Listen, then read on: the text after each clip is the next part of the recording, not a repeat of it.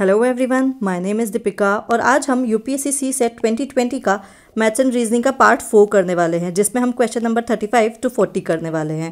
तो चलिए स्टार्ट करते हैं। यहाँ बोला गया है A is 16 from the left hand in a row of boys and V is 18 from the right hand.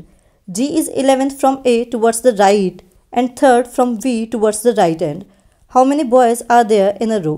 ठीक है, तो एक रो दी हुई है, उसमें हमें बोला है कि जो A है वो लेफ़्ट से 16th नंबर पर है और जो V है वो राइट से 18th नंबर पर है। फिर बोला गया जो G है वो A के राइट में 11th नंबर पर है, तो यहाँ पर G कहीं पर है, और V के भी राइट में 3rd नंबर पर है, तो ये V से 3rd नंबर पर है और A से 11th नंबर पर है। तो हमें बताना है कि टोटल कितने बॉयज़ हैं पूरी रो में। ठीक है, तो अब अगर हम G की राइट और लेफ़्ट दोनों तरफ से पोजीशन निकाल लेंगे तो हम बता सकते हैं कि टोटल कितने बॉयज़ होने वाले हैं यहाँ पर। तो अब अगर हम बात करें G की लेफ़्ट साइड से अगर रैंक की बात करें तो कितना हो जाएगा 16 + 11, तो ये 27th रैंक पर ये लेफ़्ट साइड से आने वाला है। राइट साइड से बात करें अगर तो राइट साइड से होगा 18 - 3, तो ये हमारा हो जाएगा 15th रैंक पर G राइट साइड से आ जाएगा।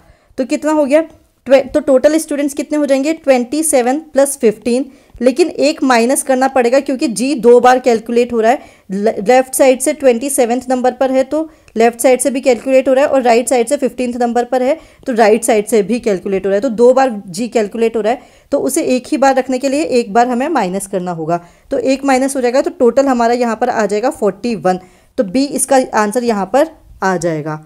ठीक है, आगे चलते हैं। स्टेटमेंट्स एंड क्वेश्चन वाला क्वेश्चन है, तो सबसे पहले देखते हैं क्वेश्चन क्या पूछा गया है। क्वेश्चन में हमें बोला गया है who among A, B, C and D is the youngest. तो A, B, C, D 4 लोग हैं, हमें ये बताना है इनमें से सबसे छोटा कौन सा है। तो फर्स्ट स्टेटमेंट में बोला गया है C is younger than D but older than A and B। तो जो C है वो D से छोटा है लेकिन A और B से बड़ा है। अब इस स्टेटमेंट में हमें ये नहीं बोला कि A और B में से छोटा कौन होगा। फिर स्टेटमेंट 2 में हमें बोला गया D इज़ द ओल्डेस्ट, तो D ओल्डेस्ट है, तो ये हमें स्टेटमेंट 1 से भी पता चल रहा है, तो स्टेटमेंट 2 अलोन से तो हम कुछ भी नहीं पता कर पाएंगे, तो ये हम रिजेक्ट कर सकते हैं। उसके बाद स्टेटमेंट 3 में हमें बोला गया A is older than B। A जो है वो B से बड़ा है, ये हमें स्टेटमेंट 3 में बोल दिया गया है। तो अब स्टेटमेंट 1 और स्टेटमेंट 3 दोनों की मदद से हम बता सकते हैं कि जो B है वो यंगेस्ट होने वाला है इन सब में से। A, B, C, D में से B यंगेस्ट होगा, तो D इसका आंसर हो जाएगा। S1 and S3 together are sufficient to answer the question. ठीक है, आगे चलते हैं। अब यहाँ बोला गया है how many integers are there between 1 and 100 which have 4 as a digit but not divisible by 4। Okay, तो 1 से 100 के बीच में हमें ऐसे नंबर्स बताने हैं जिनमें 4 डिजिट होगी लेकिन वो 4 से डिविजिबल नहीं होगा। तो सबसे पहले बात करेंगे 4 से। 4 से डिविजिबल है ऑब्वियसली, तो ये हम नहीं कंसिडर करेंगे। उसके बाद नेक्स्ट डिजिट हमारी आने वाली है 14, ये 4 से डिविजिबल नहीं है, तो ये हम कंसिडर कर सकते हैं। उसके बाद 24, ये भी हम नहीं कंसिडर करेंगे क्योंकि ये 4 से डिविजिबल है। तो नेक्स्ट हमारा आ जाएगा 34। उसके बाद 40s वाली लाइन में हम चलेंगे, तो 40 सबसे पहला नंबर होगा, तो वो हम नहीं लेंगे।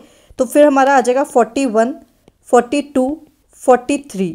44 4 से डिविजिबल है तो उसे नहीं लेंगे। 45, 46, 47, 48 4 से डिविजिबल है तो ये भी यहाँ नहीं आएगा।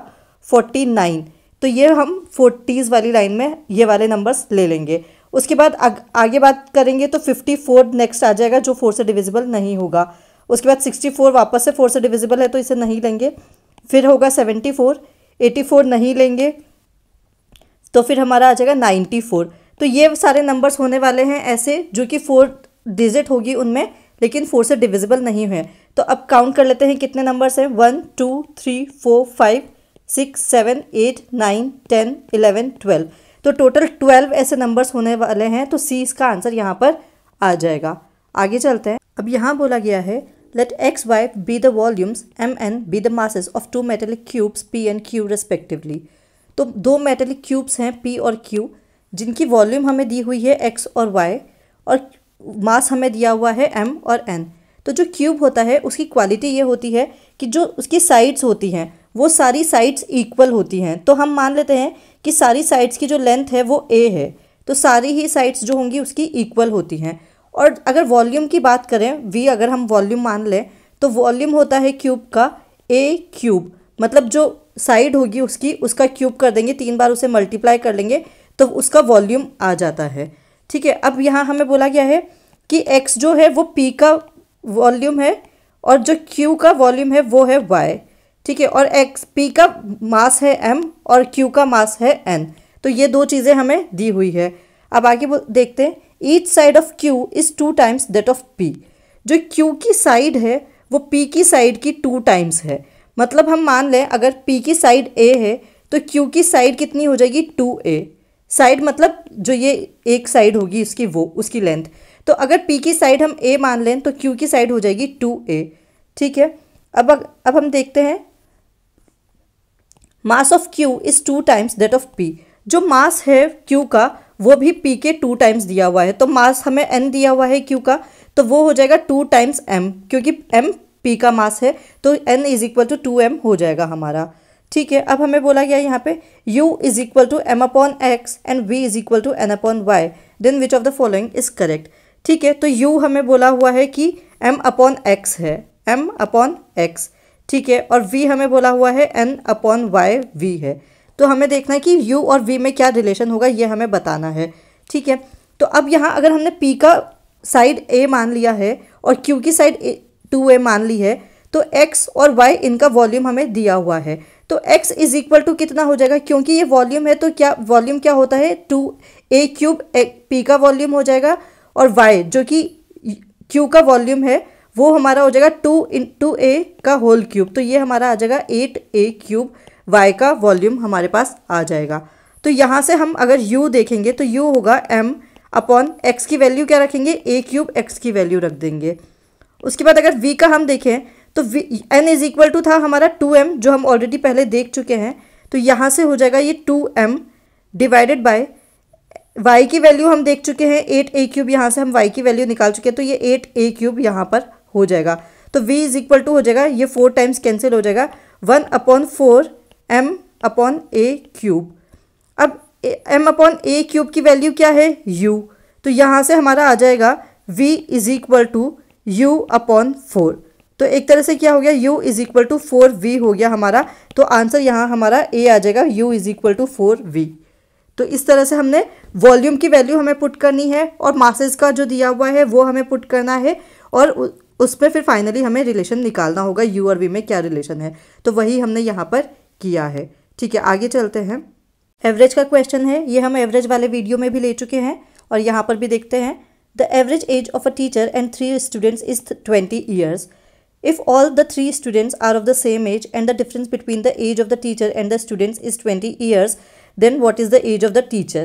ठीक है, तो टीचर की एज हमें निकालनी है। तो यहाँ पर ये टोटल वाला फॉर्मूला हम डायरेक्ट यूज़ कर लेंगे। तो टोटल एज निकाल लेते हैं सबसे पहले। टोटल एज कितनी हो जाएगी, एवरेज कितना दिया हुआ है हमें 20 ईयर्स एवरेज दिया हुआ है, into number of data. Number of data कितना हो जाएगा 4 हो जाएगा, क्योंकि 3 स्टूडेंट्स हैं और एक टीचर है, तो नंबर ऑफ डेटा टोटल 4 हो जाएगा। तो टोटल एज यहाँ से हमारी आ जाएगी 80 ईयर्स। ठीक है, तो ये एज किसकी हो गई, टीचर प्लस 3 स्टूडेंट्स की एज ये हमारे पास हो गई है 80 ईयर्स की। ठीक है, अब हमें क्या बोला हुआ है कि जो डिफरेंस है एज में, टीचर और स्टूडेंट्स की एज में डिफरेंस वो 20 ईयर्स का डिफरेंस है। ठीक है, तो अब हमें क्या करना है, टीचर की एज यहाँ से निकालनी है। तो यहाँ से हम स्टूडेंट इज इक्वल टू निकाल लेंगे, इसे इस साइड पे ले जाएंगे और इसे इधर ले आएंगे। तो t माइनस 20 ये हमारे एक स्टूडेंट की एज हो जाएगी टीचर की एज की टर्म्स में, t माइनस 20। अब इसे हम इस फर्स्ट इक्वेशन में पुट कर देंगे। तो t प्लस 3 इंटू यहाँ कर देंगे t माइनस 20, क्योंकि s की वैल्यू यहाँ पुट करेंगे तो ये हमारा आ जाएगा 80।